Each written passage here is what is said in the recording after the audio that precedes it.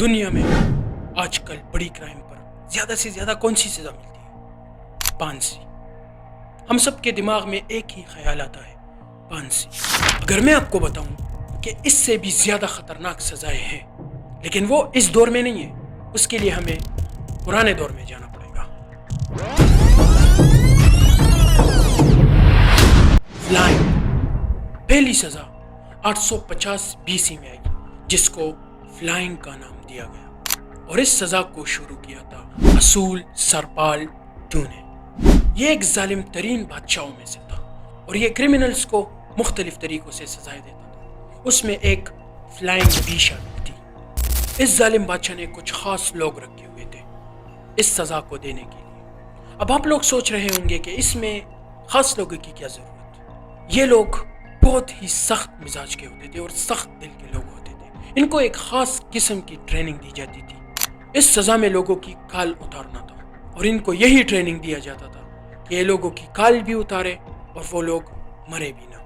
اور یہ سزا اتنی خطرناک تھی کہ ان کی کھال اتار کر اسے بازار کے بیچوں بیچ لٹکا دیا جاتا تھا کہ لوگ اس سے عبرت حاصل کریں اور دوبارہ کوئی ایسا کرائم نہ کرے۔ دوسری سزا، جس کا نام ہے فورک، یہ سزا امریکہ سے شروع ہوئی تھی۔ اس سزا میں ایک قسم کا ہتھیار یوز ہوتا تھا جس کے دونوں سائڈ بہت ہی نکیلے ہوتے تھے، اور وہ ہتھیار آدمی کے گلے اور چیسٹ کے ساتھ لگا دیا جاتا تھا، مطلب ادھر اور ادھر۔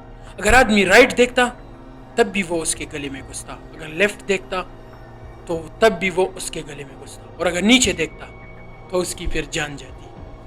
تو یقیناً اب اگر آدمی ہلے بھی نہ اور نہ کچھ کھا سکے اور نہ کچھ پی سکے تو آخر میں ہونا کیا ہے؟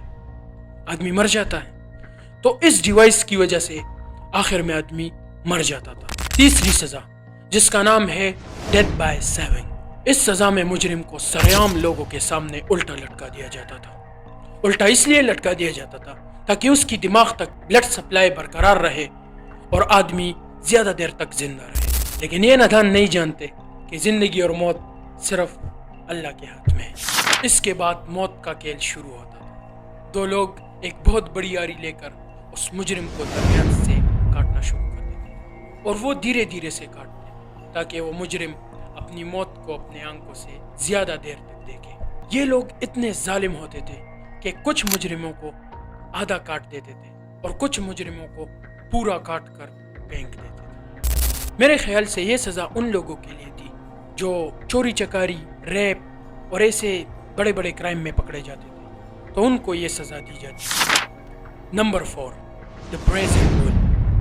گریس میں ایک وقت ایسا بھی آیا کہ لوگ ڈرتے تھے جرم کرنے سے، کیونکہ ان لوگوں کو پھر موت قبول تھی، لیکن وہ سزا نہیں، کیونکہ وہ سزا تھی کچھ بہت عجیب سی اور انوکھی سی اور نئی سی سزا تھی۔ اس سزا میں پیتل کا ایک بہت بڑا بیل ہوتا تھا جس کو آگ کے اوپر رکھ کر پورا گرم کیا جاتا تھا، اور پھر اس کے بعد مجرم کو اس کے پیٹ میں ڈال دیا جاتا تھا۔ اب خود سوچو، اگر پیتل کو آگ لگایا جائے تو وہ کتنا گرم ہو جاتا ہے، اگر پھر اس پر گوشت رکھ کے تو وہ جل کے پکوڑا بن جاتا ہوگا۔ اور حیرت کی بات تو یہ ہے کہ اس بل کے منہ میں ایک ایسا انسٹرومنٹ لگا دیا جاتا تھا، ایک ایسا ڈیوائس لگا دیا جاتا تھا کہ اس مجرم کی چیخیں نکلے وہ میوزک میں نکلے۔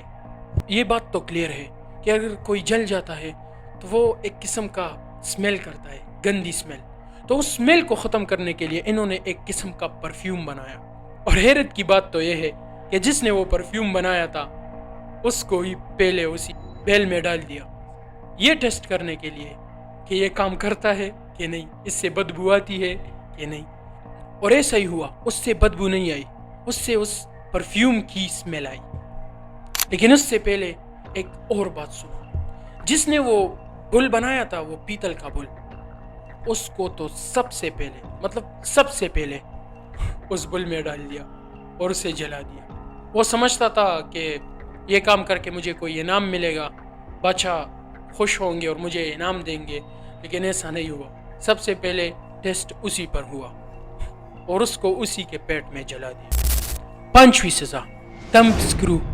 یہ سزا ان مجرموں کو دی جاتی تھی جو اپنے کرائم کو قبول نہیں کرتے، ان کو یہ سزا دی جاتی تھی، اور اس سزا میں थंब स्क्रू के अंदर उस मुजरिम के अंगूठे और उंगलियों को उस थंब स्क्रू में रख दिया जाता था और उसको टाइट करते थे, उस हद तक टाइट करते थे जब तक वो मुजरिम अपनी गलती माने। जब मुजरिम अपनी गलती मान लेता था तो उसके बाद उसको छोड़ दिया जाता, लेकिन उसके बाद उसकी उंगलियां उसका साथ देना छोड़ देती थी, क्योंकि वो इतनी जोर से टाइट करते थे कि उसकी अंदर की हड्डियां चकनाचूर हो जाती थी। सब्सक्राइब।